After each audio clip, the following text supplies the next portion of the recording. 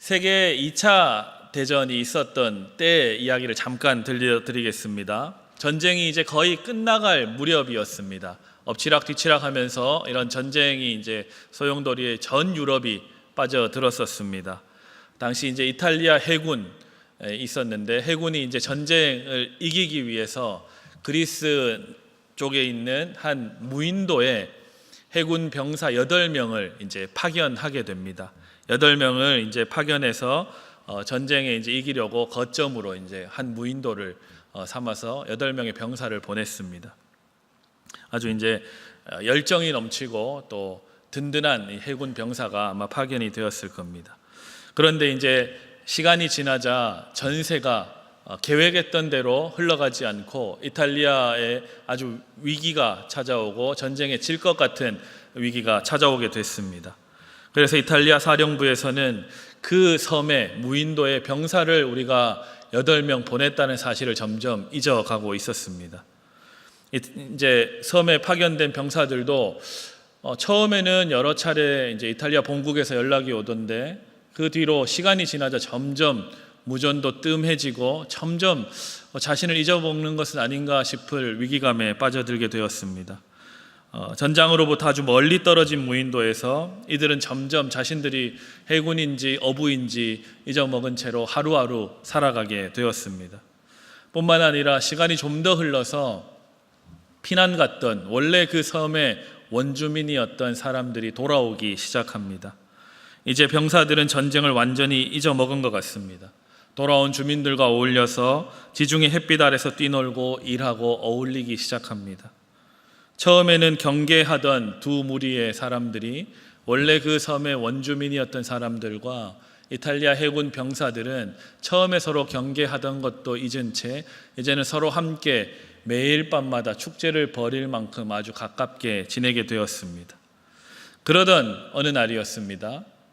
어느 날 여느 날과 다름없이 바다에서 고기를 잡아서 먹고 밤마다 축제를 벌이며 춤을 추고 놀던 이들에게 한 대의 경비행기가 마을 밖에 불시착하는 일이 벌어졌습니다.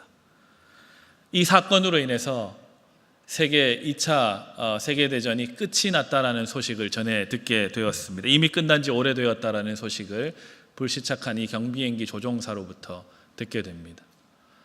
그래서 이러저러해서 이제 다시 본국으로 돌아가느냐, 내가 해군이었지 어부가 아니었지라는 사실을 깨닫기도 하고 그렇게 이제 영화의 한 장면이 이렇게 흘러갑니다.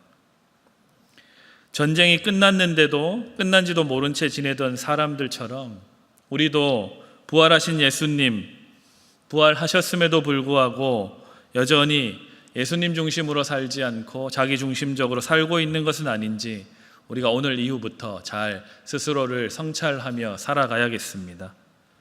예수님 부활하셨습니다. 진짜입니까? 사실입니까? 믿으십니까?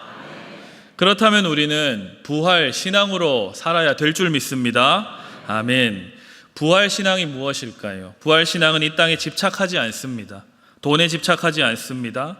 명예나 권력에도 집착하지 않습니다. 왜 그렇습니까? 이 땅은 우리가 영원히 살 터전이 아니라 잠시 순례자로 살아가는 터전입니다. 영원한 하나님 나라에서 부활의 몸으로 우리는 영원히 살 것을 믿기 때문에 그렇습니다. 믿으십니까? 아멘. 오늘 우리가 함께 읽었던 본문도 이 사실을 분명하게 말씀하고 있습니다. 우리가 읽었던 갈라디아서 2장의 본문 20절과 21절 두 절을 다시 한번 읽어보도록 하겠습니다. 함께 읽습니다. 시작. 내가 그리스도와 함께 십자가에 못 박혔나니 그런즉 이제는 내가 사는 것이 아니요 오직 내 안에 그리스도께서 사시는 것이라. 이제 내가 육체 가운데 사는 것은 나를 사랑하사 나를 위하여 자기 자신을 버리신 하나님의 아들을 믿는 믿음 안에서 사는 것이라. 내가 하나님의 은혜를 패하지 아니하노니 만일 의롭게 되는 것이 율법으로 말미암으면 그리스도께서 헛되이 죽으셨느니라. 아멘. 우리 한번 따라하겠습니다. 나는 죽고 예수로 산다. 예수로 산다. 아멘. 네, 우리 그리스도인들은 세례를 받아서 성도로 살아갑니다. 다시 말하자면 나는 죽고 예수로 사는 사람들이 저와 여러분과 같은 성도들입니다. 그래서 사도 바울은 나는 날마다 죽노라 라고 고백했던 겁니다. 여러분 날마다 죽으십니까? 날마다 죽으십니까? 이렇게 해서 우리가 내일부터 부활신앙으로 살 수 있으시겠습니까? 다시 하겠습니다. 여러분 날마다 죽으십니까? 아멘. 내 자아가 날마다 죽어야 예수로 살 수 있습니다. 예수로 사시는 여러분 다 되시기를 주님의 이름으로 축복합니다. 아멘. 오늘 오전 예배 때 우리 담임 목사님께서 부활 신앙에 관해서 아주 멋진 비유를 들어주셨습니다. 여러분 생각나시죠? 아직 우리 예배 드린 지 하루도 안 지났습니다. 여러분 생생하게 나셔야 됩니다. 아기는 태어날 때 10달 동안 엄마의 뱃속에 엄마로부터 모든 산소와 영양을 탯줄로부터 공급받는다고 했습니다. 다 잘 아시죠? 그런데 이 아기가 10달이 지나면 엄마 뱃속에서 영원히 살 수 없고 엄마 뱃속을 나와서 이 세상에서 새롭게 살아야 됩니다. 그때 해야 되는 일이 탯줄을 자르는 일이라고 했습니다. 탯줄을 자른다는 것은 아이의 입장에서 보면 어마어마한 충격이고 죽음의 경험일 것입니다. 왜냐하면 그 탯줄을 통해서 자기가 살아왔기 때문에 그렇습니다. 그런데 이 죽음을 통과해야 생명으로 나아갈 수 있는 것처럼 우리도 날마다 자신의 욕망과 욕심과 내 자존심과 내 자아를 죽임으로 오직 예수로 살아갈 수 있는 것입니다. 우리 이 비유를 잘 생각해 보시고 부활신앙으로 살아가시는 우리 사랑하는 신일의 모든 성도들 다 되시기를 다시 한번 주님의 이름으로 축복합니다. 아멘. 제가 기도하겠습니다.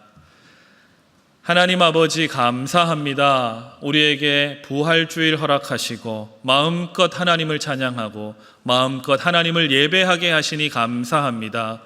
어느새 하나님을 이렇게 예배할 수 있다는 사실이 감사의 제목이 되지 않은 그러한 시대를 우리가 살아갑니다. 하나님 귀한 날 허락하셔서 우리에게 찬양의 기쁨 알게 하시고 예배드림의 기쁨 알게 하시니 감사합니다. 나는 죽고 예수로 사는 인생 될 수 있도록 그러한 성도 될 수 있도록 하나님 지키시고 인도하여 주옵소서. 감사드리며 우리 주 예수 그리스도 이름으로 기도드리옵나이다. 아멘.